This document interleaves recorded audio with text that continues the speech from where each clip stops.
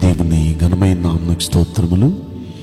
ఈ వాగ్దానం వింటున్న మీకందరికీ మన ప్రభువును ప్రియ రక్షకుడైన యేసుక్రీస్తు నామములో శుభములు, మా హృదయపూర్వకమైన వందనములు తెలియచేస్తున్నాం. ఈరోజు దేవుని వాగ్దానం యోబు గ్రంథం 11వ అధ్యాయము 16వ వచనం. నిశ్చయముగా నీ దుర్దశను నీవు మరిచెదవు. ఈ మంచి వాగ్దానం వింటున్న మనందరి వినికిడిలో మన మంచి దేవుడు నెరవేర్చునుగాక. ఆమేన్.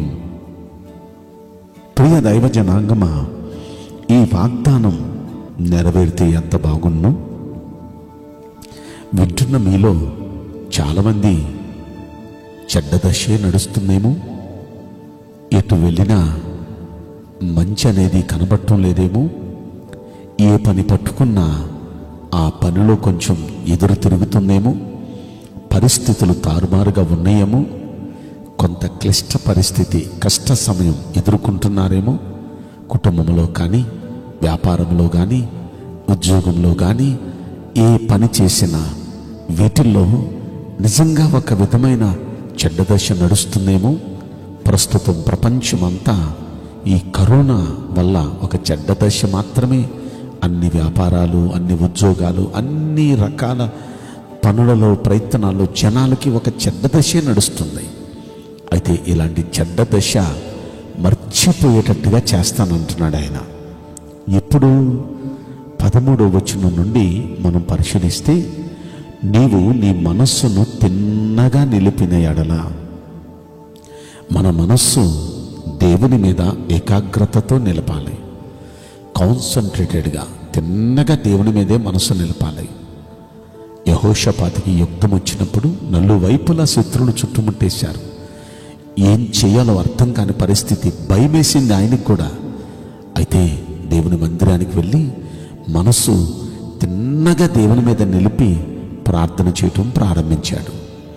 గొప్ప విజయాన్ని దేవుడిచ్చాడు. కనుక మొదట మనం చేయాల్సిన పని, ప్రార్థన చేసినప్పుడు మనస్సు పరిపరి విధాలుగా వెళ్ళకూడదు. రకరకాలుగా వెళ్ళిపోద్ది మన మనస్సు.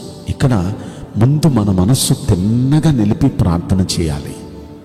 రెండవది, మన చేతులు ఆయన వైపు చాపాలి. చేతులు ఆయన వైపు చాపటంలో అంతరార్థం, అయ్యా నేను వట్టివాణ్ణయ్యా, వట్టిదాన్నయ్యా, నిస్సహాయ స్థితిలో ఉన్నానయ్యా, నా వల్ల అయితే ఏదీ కాదయ్యా, నా దిక్కు మీరే, నా సహాయకుడు మీరే, నాకేదైనా మీరే చేయగలరు అని ఆయన వైపు చేతులెత్తితే. మూడవది, పాపం మన చేతిలో ఉండుట చూచి నువ్వు దాన్ని విడిచిన ఎడలా.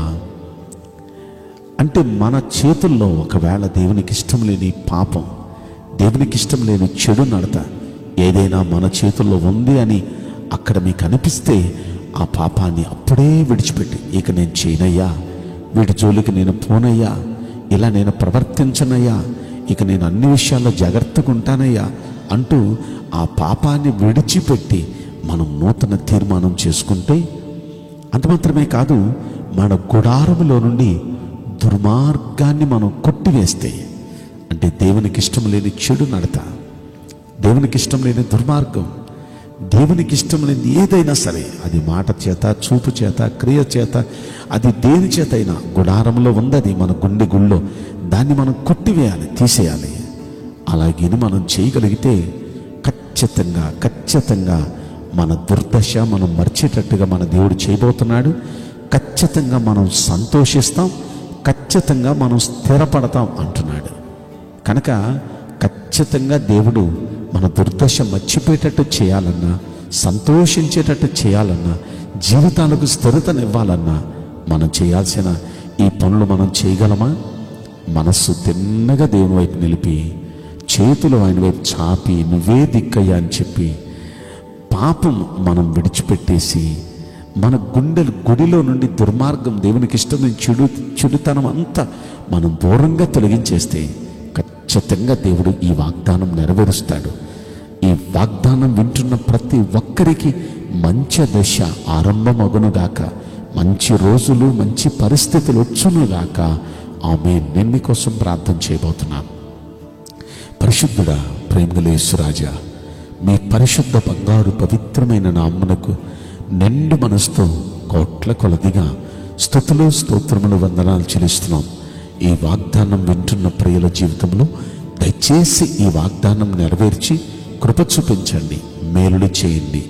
ప్రభువా, నీ బిడ్డలకు మంచి రోజులు ఆరంభమగునట్లు, దుర్దశ మర్చిపోనట్లుగా కృప చూపించమని ఈ కొద్ది మనవులు నజరుడని యేసుక్రీస్తు ప్రశస్తమైన నామములో మిక్కిలి వినయముతో ప్రార్థించి బ్రతిమలాడి వేడుకుంటున్నాం ప్రియ పరలోకపు తండ్రి. ఆమేన్. May God bless you all. Thank you.